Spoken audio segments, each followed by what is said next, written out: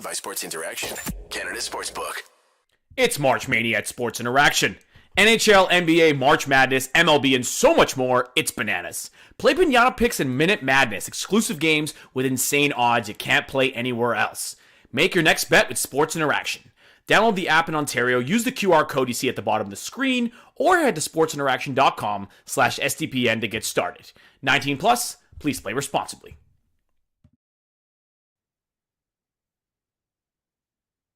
Hello, folks, and welcome back to Game Over Winnipeg. Happy last day of March, happy Trans Day of Visibility, and happy Winnipeg Jets win day. I am joined by Bryan today. It's your regular host, Lyss. Brady has the night off. Sucks to be him. Finally a fun game to talk about. I am super excited to be here. Thank you, Bryan, for joining me. Thank you, Robert, for producing the show. For those of you who are watching live, again, thank you so much for being here. And you can probably also tell I am not in my regular setup. I was at the game tonight, which was super fantastic, very exciting. Got to witness a Dylan DeMello goal in-house, so you could never go wrong when that's the outcome of the evening. But we're here to talk regular Game Over Winnipeg stuff. I'm joined by Bryan, who's a good friend of mine from my days back podcasting with Jet Centric, a fantastic Twitter follow, especially if you're into analytics, specifically with the Jets. And we're here to break down the 6-2 win over the Detroit Red Wings. So, Bryan, how are you doing tonight? I'm pretty good. How are you? I'm good. I'm fired up. I'm happy. I'm excited that I had a very fun time at the Jets game tonight. So I was sitting up in the 300s right at center ice, and I was really excited to go to this game tonight because I was really interested to see what the atmosphere was going to be like. It's nearing that playoff atmosphere, obviously not quite yet because at this time of the season, these games matter a lot.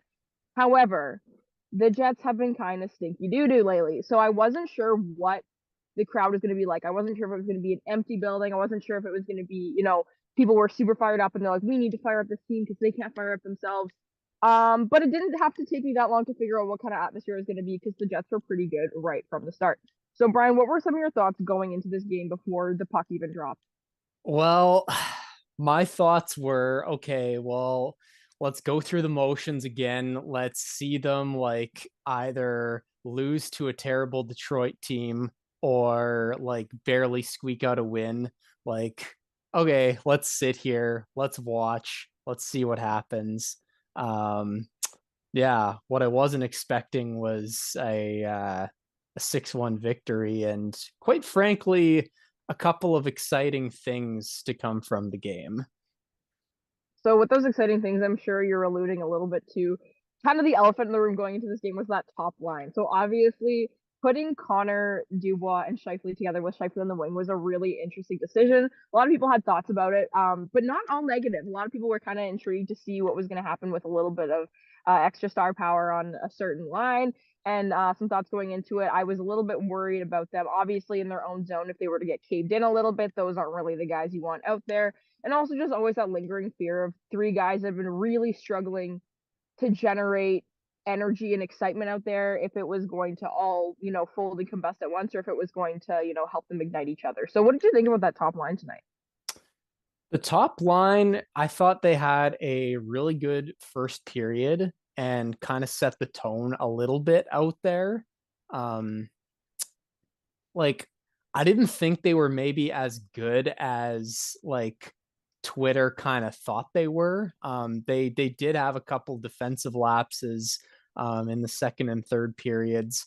But overall, it was solid. And the first period, importantly, was very good. And I think maybe the second and third were a little bit of score effects kind of thing. Mark Scheifele, Pierre-Luc Dubois, and Kyle Connor, they're not going to be bringing it 100% probably when they're up 4-0, which I shrug my shoulders. It's not a huge deal. I think you give that line at least a couple more games look to see if it's something that you can run sustainably. And then that allows you to run, you got Ehlers, Nemesnikov, and Wheeler, who it wasn't just tonight's game. They played well in a brief stint together earlier, I don't know, 5 or 6 games ago when when Dubois was hurt. So right. Those three actually work pretty well together. specifically, I think Nemesnikov and Ehlers, Agreed. they do a very good job of controlling the play. And obviously, Nick Ehlers is an elite offensive player. He's going to create with pretty much anyone he's playing with. And you get Wheeler in kind of a space where he can actually do fine. Like, he's not going to get sunk. So that's big, because other lines you have Blake Wheeler with, like, this season, I mean, since Perfetti got hurt, it's been a real rough ride for Blake Wheeler. So to have him with those two and them controlling the play, that's important. Yeah, absolutely. And I think that's kind of what you talk about when you look at line combinations and player pairings and all those kinds of things, is it's not just what each individual player is doing, but also how they're elevating the best out of, or, taking the worst out of certain players. That's what we talk about all the time with Dylan DeMello. And you're not just getting a good player in Dylan DeMello, but you're getting an even better player in Josh Morrissey. So I think if you're able to find a player, or a pairing, pardon me, that will help Blake Wheeler, I think that's really fantastic. And it didn't tonight, we saw Blake Wheeler go through the motions in a lot of the similar ways where, he had one burst of speed, and then later on in the shift, there was an opportunity for a little bit of a break and he just couldn't do it because he was gassed. And, like those regular things that we see from Blake Wheeler that frustrate us occasionally, like they were there. Those won't go away with a 4-year-old man or whatever it is. And it Pretty is sure what he's it is. But I thought, 36. is he 36? It's all, I think know so. it's not 35, it's 34 or 36, but yeah, like, so with a guy like that, like that's not going to go away. But I thought he looked like a lot less of a liability this evening in the top six from what I saw. Agreed, 100%. Yeah. So So with the, go ahead. Sorry. no, I was just gonna say, like, so it worked. It worked well. I think we got to be a little bit careful to anoint this group, like this top six, as the one that's going to like carry us through the playoffs. Like, are we all of a sudden a good team again because they No. performed really well in this game? We got I think we got to slow down a little bit, but it is encouraging. Like, this is the Detroit Red Wings we were playing after all. Yeah, absolutely. And I would be interested to see, if they do play the combination for a little bit longer and it continues to work out okay for them. I'd be really interested to see Niederreiter jump into that Blake Wheeler spot in the top six and move Blake Wheeler down. Obviously, I don't want to screw with the third line too much right now, just because I think they're contributing in a decent way with the guys that they got rolling down there right now. And I don't know if Blake Wheeler would help in that case, but I think that I don't mind Nemesnikov in the top six over Wheeler right now, but I think Niederreiter's the guy that needs to get back up there, and Wheeler's the guy who needs to come down in the long term if this team wants to move forward, barring any Cole Perfetti return from injury. For sure. I do think like a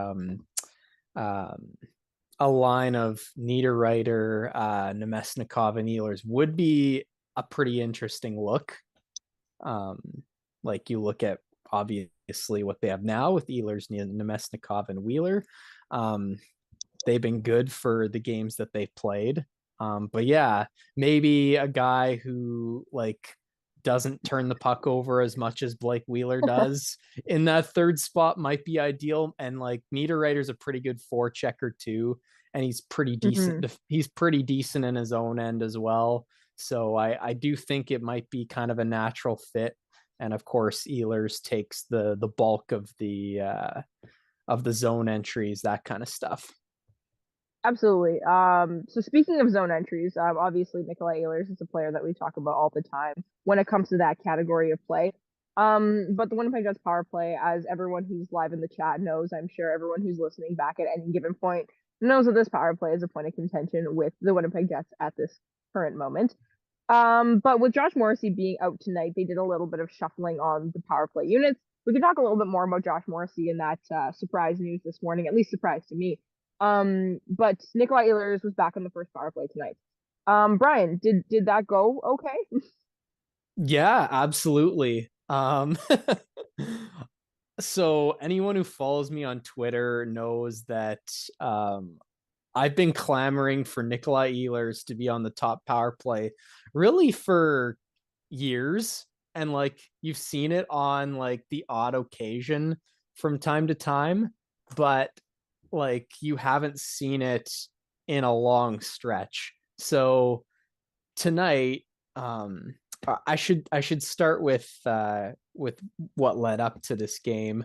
So you've had Scheifele at the point, and you've had, or sorry, Morrissey on the point, and Scheifele on the left, Connor on the right, and then I think it was Niederreiter in the middle and Wheeler down low. And you just weren't getting any puck movement. Like you get point shots from Morrissey, maybe an outside shot once in a while from Scheifele and Connor. And when they left the zone, like when the other team cleared the puck against them, they had nothing. They couldn't enter the zone, and it was over. Then you throw the second power play unit on. Okay, well, maybe they get an entry and like a chance or something. But like you had Ehlers playing with like Nemesnikov and I don't know, like Pionk and Schmidt and Lowry. Like it's like, okay, well, you're a one-man show on the second unit, and that doesn't really work either. Like, move the puck all you want. Those guys, Ehlers aside, aren't going to score. And Ehlers probably isn't going to score either doing it on his own. So tonight, you get naturally, I would say, Ehlers on the left, Connor on the right, Scheifele in the slot, which to me makes so much sense. And Dubois down low. I am a Scheifele in the slot apologist. I love Scheifele in the slot. It just makes too much sense. He can see what's going on around him, so he can make a pass off to the flanks if need be, or back to the point. He can, like, without being like a puck control guy, he can kind of be a general in the middle. Dubois is going to win his puck battles down low, maybe tip in a point shot or two if they come. And Ehlers is your guy who is going to get the zone every time. He's going to make a lot happen. That's what Ehlers does. And Connor's your trigger man on the right. It just makes so much sense, that unit together. Absolutely. And why we didn't see it up until this point is beyond me. And you saw it. Now, they didn't score tonight, but they created a lot of chances. And that is all I've been looking for. I mean, I've been looking for goals too, of course, but you create chances, the goals are going to come. They weren't getting the chances. Well, tonight they got the chances. And as we know, with chances, pardon me, and everything, it's only a matter of time when it comes with chances, generating the good stuff and developing the good habits. But Brian made a really interesting point to me when we were chatting a little bit earlier, that I kind of want to talk about part of the reason, obviously, Nikolai Ehlers being on that power play is important.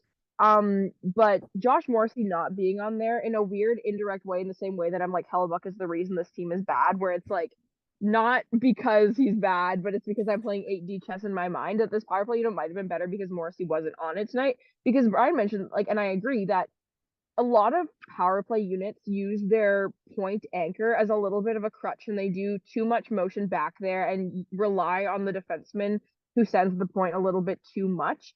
And as we know, on a power play, for the most part, the highest danger shots come from the guys who are down low. And when the point guy, gets a really good shot or whatever, oftentimes the goal actually comes from like a tip in or a deflection or something like that. All that's to say, relying too much on the point guy takes away from a lot of the chances that you're able to create by moving the puck down low.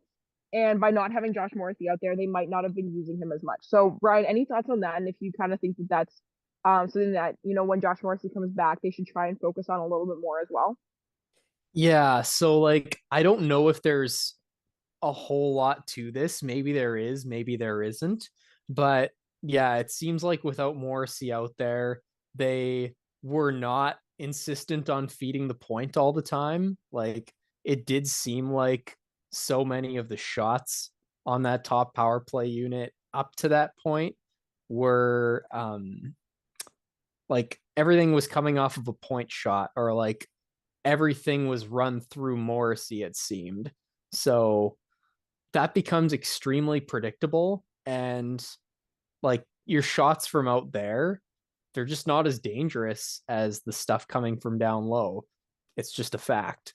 So Like, obviously, Morrissey is a better offensive player than Neil Pionk, but like they should continue to just run things like through Ehlers, through Dubois, through Scheifele, through Connor, like through those four, and send the puck to the point kind of as a last resort almost.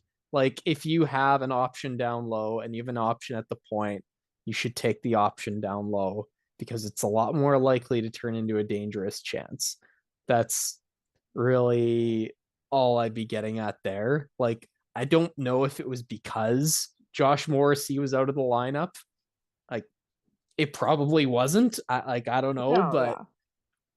No, but it's an interesting observation to make too, and it's the kind of thing that when you change a couple variables, you never really know what the reason is. It also could have been just that they were a little bit more fired up, could have been because of Ehlers, helping create a couple more lanes, all that good stuff. But I do think that regardless of how that power play went, I do find that even at 5-on-5, the Winnipeg Jets rely a lot on their defensemen to make low danger, just fluffy point shots, and I really don't understand it. I find that the best chances come from the defensemen taking really low shots that end up with a little bit more of a scramble in front, as opposed to their big, fluffy high up shots that hit a shin pad, 6 feet from them and whatnot. So I think it's an interesting point, and I think with a line like that first line and with a unit like that new first unit, there is a chance for a little bit more of that creative movement down low. So hopefully we see a little bit more of that because I think it will lead to some better success going forward. So before I do want to talk a little bit more about just, offensive generation, all that good stuff.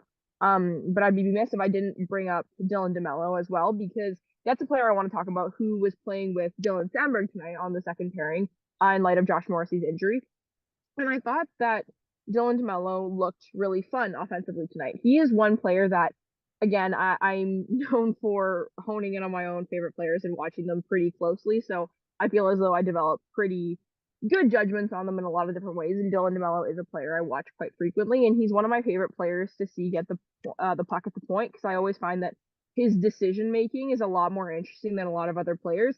I bet you if I stood and like sat on a dunk tank or something like that, and I watched a Jets game in front of me, and every time the puck came to Logan Stanley at the point, if I messed up guessing what he was going to do, no one would dunk me. I know exactly what that man's going to do every single time. Like, I'd be safe, I'd be fine.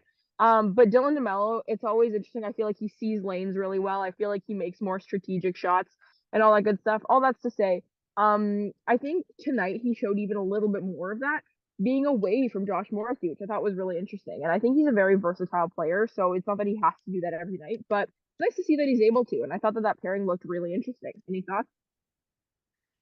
yeah, that's a good pairing. Dylan DeMello, like, maybe this is hyperbole, but he is one of the smartest players in the National Hockey League, full stop. Like, you mentioned it, he sees lanes better than most. He doesn't have a lot of skill offensively, and he makes it work anyway. Like, I don't know, I don't know how many viewers are like big analytics people, but like back in his time in Ottawa, like his offensive underlying metrics were better than his defensive underlying metrics. And that's just because of the type of role they were asking him to play. Like, he spent a lot of time on a pairing with like Mark Borowiecki. And well, of course, you're going to be asked to be the offensive guy on that pairing with Mark Borowiecki. So, and it worked. And here's the thing, like, Dylan DeMello puts up good results no matter who he's playing with. It doesn't matter. He's so versatile, and that's huge. Like, it doesn't matter who you put with them. They'll probably put up good results. Now, Sandberg is a pretty good player too. Both Sandberg and DeMello are excellent defensively, and it's just a pairing that works so well because, like, Sandberg is pretty decent in transition too, like, quietly. He gets zone exits at a pretty good rate. He doesn't turn the puck over a ton. DeMello himself isn't so great in transition. Like, he's pretty good at that little 5-foot pass, but he's not going to carry the puck a lot. Yeah. But like they complement each other well. Both are really good defensively, and they're both smart players. And like DeMelo's always been one of my favorites, but yeah, it's a pairing that I would really like to see like going forward. The problem is, who do you put with Morrissey? Like Yeah, and the Morrissey and answer is no Pionk. one that's currently on this team. Yeah, Morrissey and Pionk are like that should not be a thing. No. Like Pionk, he is who he is. He's brutal defensively. He can play pretty good offensively, but like his defense goes so far the other direction. It's just not worth it. You're best off probably just sheltering him. And like maybe you could put Schmidt up there, but that's probably still not a great top pairing. Like, yeah, Morrissey's as good as he is, but I don't know. So 100%. Well, I just want to say while we're talking about him, do you know much about this injury that sidelined him tonight? I think he was just sick. Oh, okay, interesting. Okay. Because yeah, it was the kind of thing where I'm always all about resting players if they're injured to, not prolong an injury or make it worse and all that good stuff. But that isn't something that's very typical all the time. And I figured if it was a minor injury that was a game time decision, something like this, they would have played him because of how important this win was. But hopefully there's nothing too serious or anything. And he's sick. Hopefully he gets well soon. Yeah, for sure. So obviously this was, I believe, game number. Oh my God, I'm not even doing math. 75 of this season. I think there's about 6 games left, correct? Is that correct?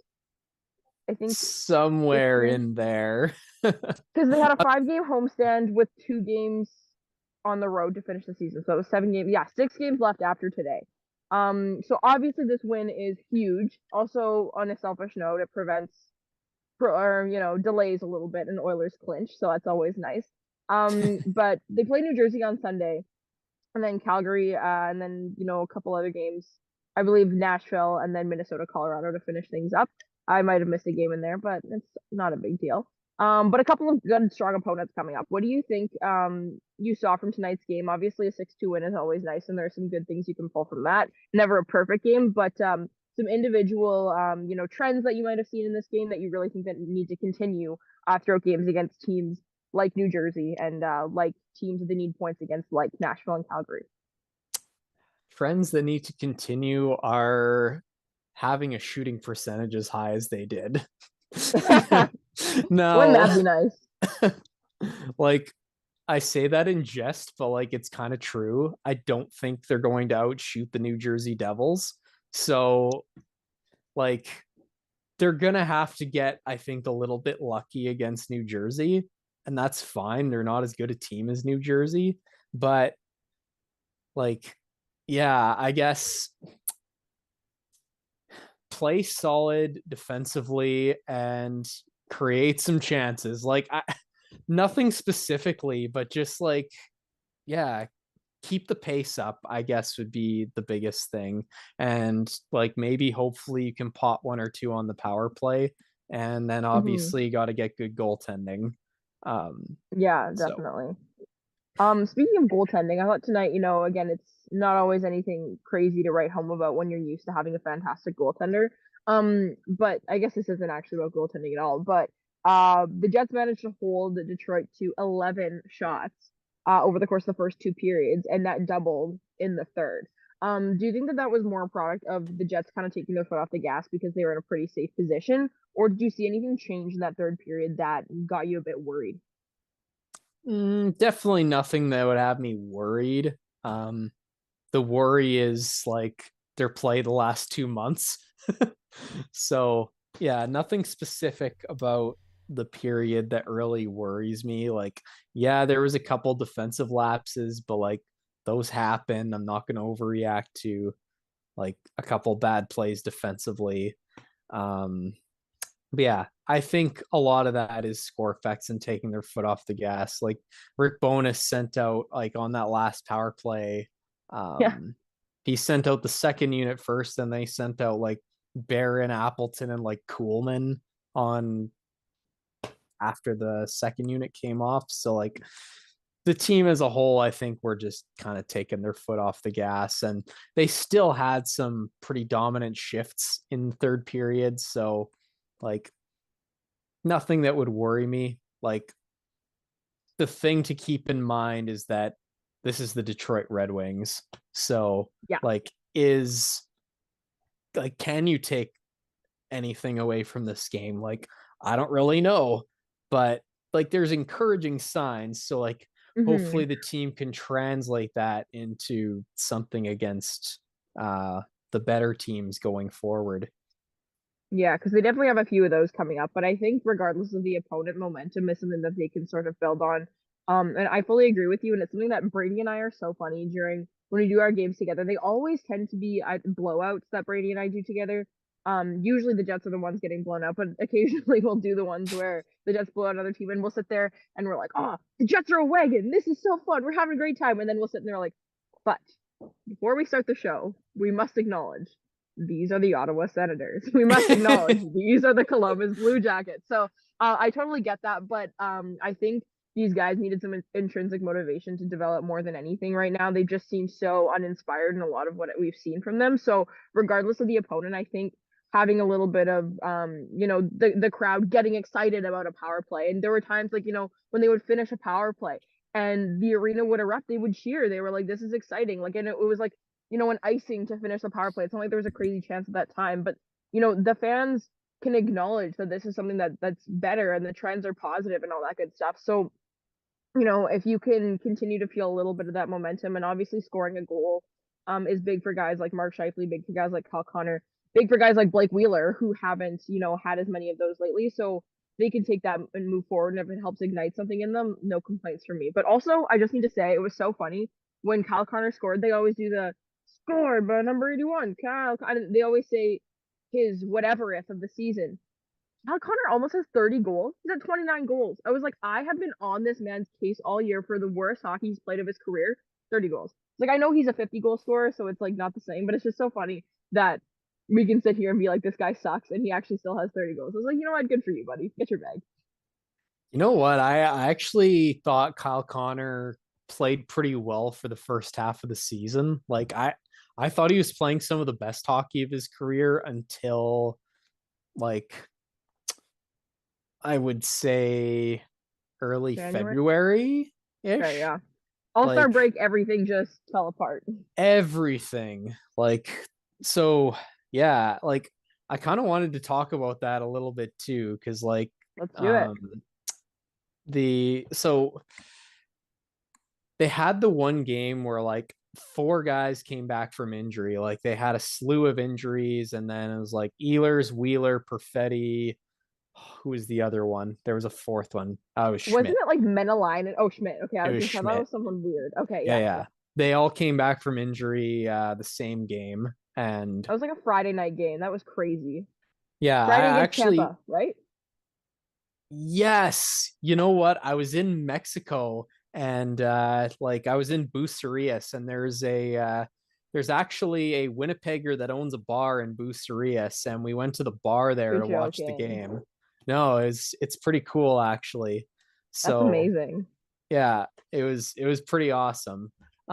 So we watched the game there, or at least part of it, and I wasn't like paying close enough attention to analyze it, but anyway, so like everybody came back, they were having a good time. Then they put together the line of Connor Dubois Ehlers, which was an incredibly good line. Like they were awesome. Well, this is one of the best lines in the league. Ehlers looks like this coming back from a hernia. Holy smokes. That's awesome. Wasn't expecting that. Anyway, so they continued chugging along. They had a couple rough games in there. Bonus switches up the lines. Then they've got Connor Dubois Perfetti, which is also a very good line. But then you got the string of Ehlers playing with Wheeler, which never really worked that well. Like it was with Scheifele, and then when they switched the lines, it was Ehlers, Dubois, Wheeler. But it was always one of those two lines together, and it just never really worked. Ehlers went on a slump, and then everybody started blaming Ehlers, for the team's woes. It's like, oh, well, look, we came back from injury and they start losing all of a sudden. Well, like, it doesn't really work like that. Like, Ehlers still has like one of the best goals for percentages on the team. Like, he's performing, like, the team's outscoring with him on the ice. They're getting outscored with everybody else on the ice.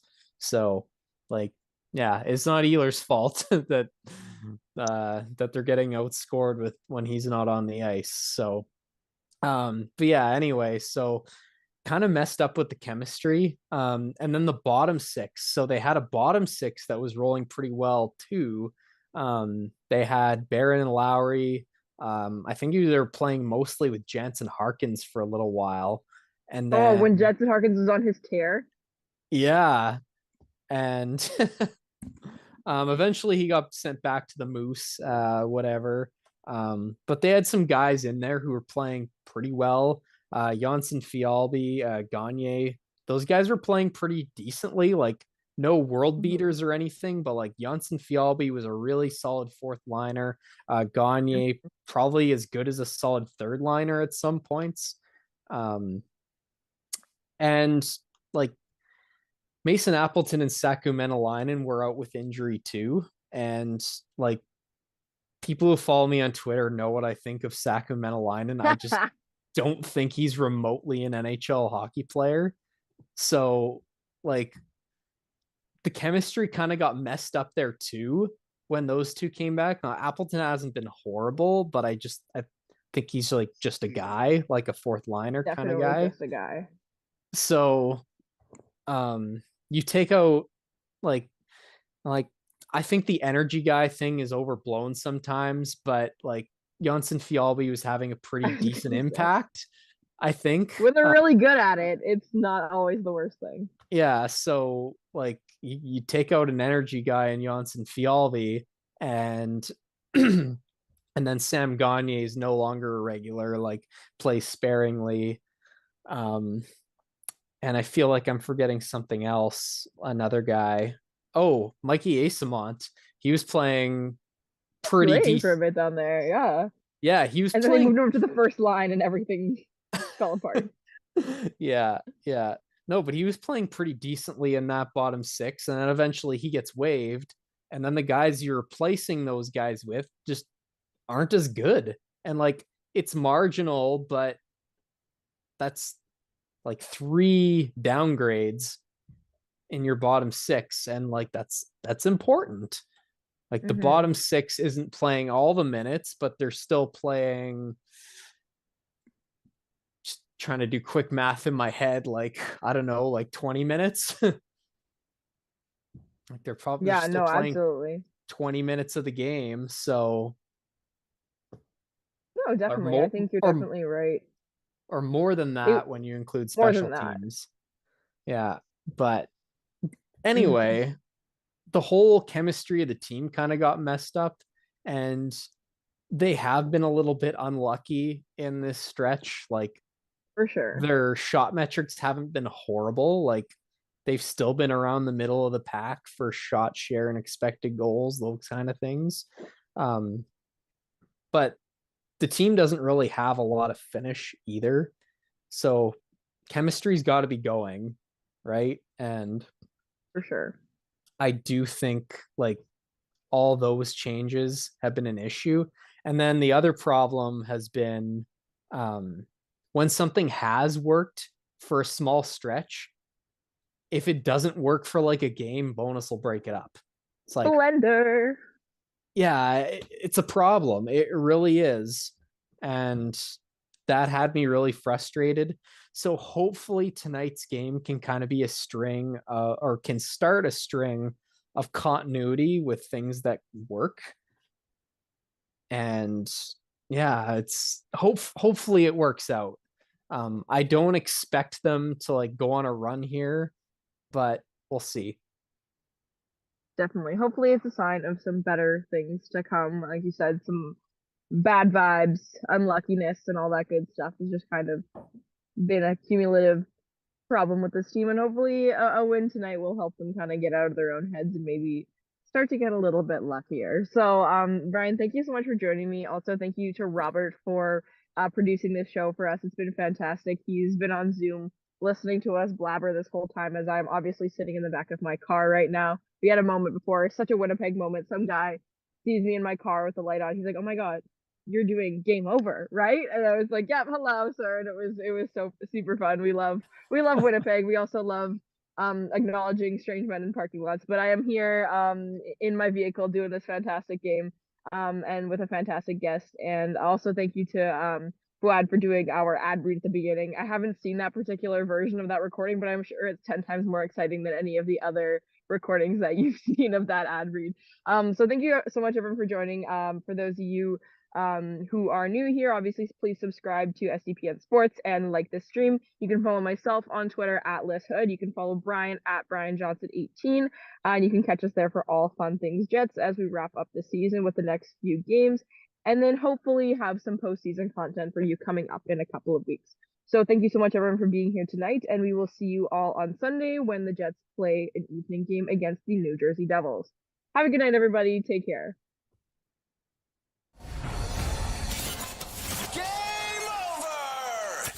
Powered by Sports Interaction, Canada Sportsbook.